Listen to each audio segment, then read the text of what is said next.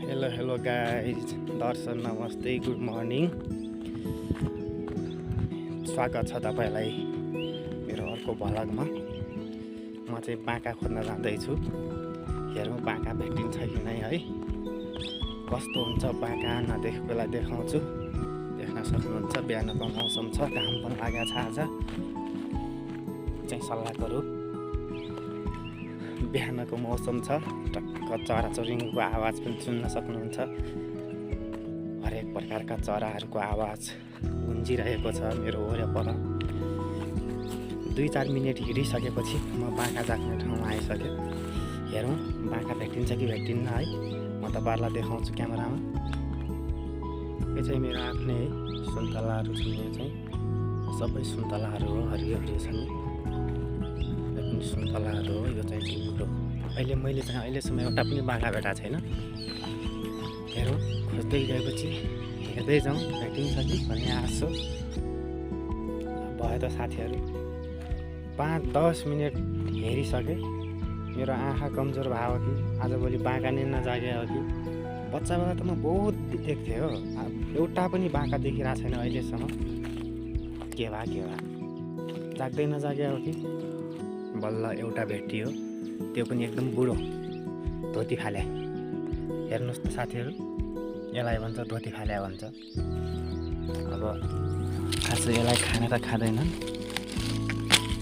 हेर्नुहोस् यो बुढो भइहाल्यो। यो अलि म पन्नेरी देखाउँछु तपाईँहरूलाई एकछिनमा। 1-2 रात होला, हेर्दै जानुहोस्। यहाँ पनि जागा रहेछ, तर अब यो लेट भइसकेको छ। अब यस्तो के खानु ल। साथीहरू बाँको अर्को देखियो है। देख्न सक्नुहुन्छ 3वटा भयो बाँका। हेरौँ अरू भेटिन्छ कि अझै खोज्ने प्रयास जारी छ होइन। 3वटा बाँका भए।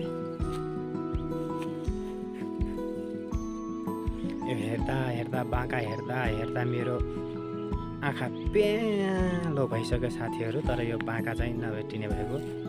उता चाहिँ घाम लागेको छैन, तर लाग्दैछ मेरो गाउँ होइन। चाहिँ घाम लागिसकेको छ, अझै पनि हिउँ छ। एकदमै चिसो छ पहाडतिर, ज्याकेट लगाउन पर्ने अवस्था छ। देख्न सक्नुहुन्छ अझै पनि उता हिमालतिर हिउँ परिरहेछ। एकदमै हिउँ छ। केही लछारपाठा लागेन साथीहरू। लगभग मैले भिडियो चाहिँ काटेर बनाएको थिएँ आधा, तर पनि आधा घन्टा खोजियो, मात्र 4वटा बाँका भेट्यो। यही पनि यो एउटा धोती फाले खान मिल्छ कि मिल्दैन खोइ, मम्मीले के भन्नुहुन्छ। अनि 3वटा चाहिँ राम्रो भेट्यो, यति हो। केही लछारपाठा लागेन आधा घन्टा खोज्दा पनि।